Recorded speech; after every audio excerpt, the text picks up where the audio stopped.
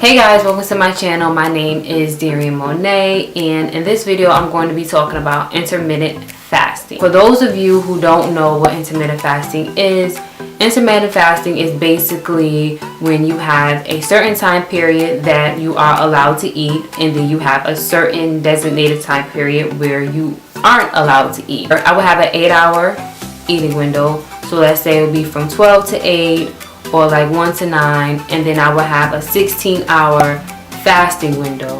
So from 8 p.m. to let's say 12 p.m. the next day, or from 9 o'clock at night to about 1 o'clock the next day, I wouldn't eat.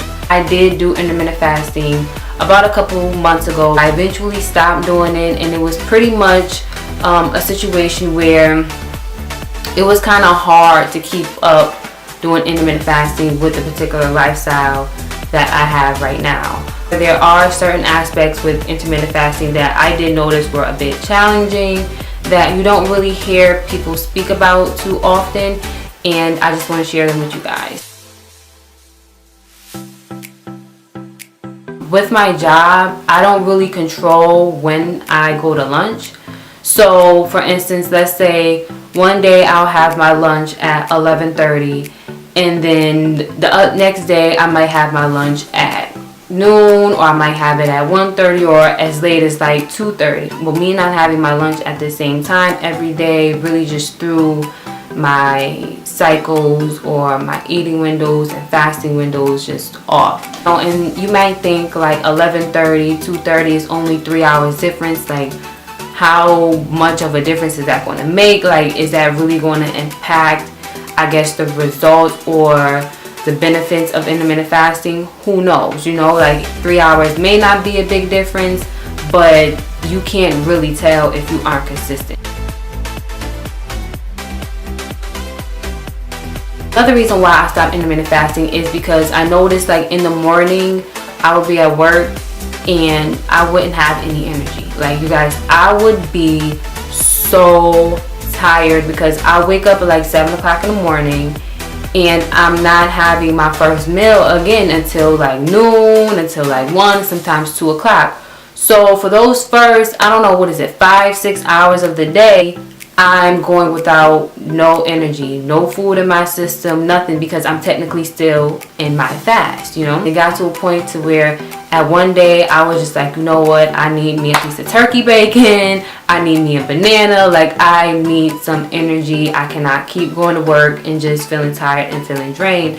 But let's say I do decide to have my first meal at like, let's say 7:30 or whatever, then that means I would have to have my last meal by like 3 or 4 o'clock in the afternoon, and that's just not happening. Like, your girl not doing that, nada. Like, I'm not about to have my last meal at 3 o'clock in the afternoon and then just not be able to eat anything else for the rest of the day or until the next morning. It's kind of hard to kind of find like a balance or like the best start time for my eating window.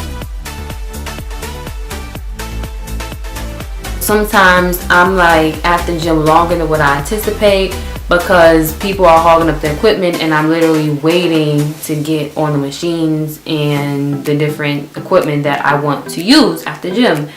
And that usually will cause me to be at the gym longer than what I anticipate, and I'm eating dinner later because of that. So if you can fit intermittent fasting into your schedule, then it's cool. But for me, those were just a few things that made it a little bit hard. After so long with all of those factors, I eventually just decided to stop intermittent fasting, or at least just take a break. I'm not done with it because I feel like the actual science behind intermittent fasting and, you know, what it's supposed to do work. You know, when I am able to be consistent with it, and when I am able to do it the way that it's supposed to be done, I do notice the benefits of it. Like I was able to control my weight a lot better. I did notice that my bloating went down significantly, but it's just a matter of being able to balance it with your lifestyle, and that was an issue for me. Things that I will say I did like about intermittent fasting is that it did teach me a lot of discipline, because one thing I will say is your girl is a snacker, okay? And I especially like to snack like late at night.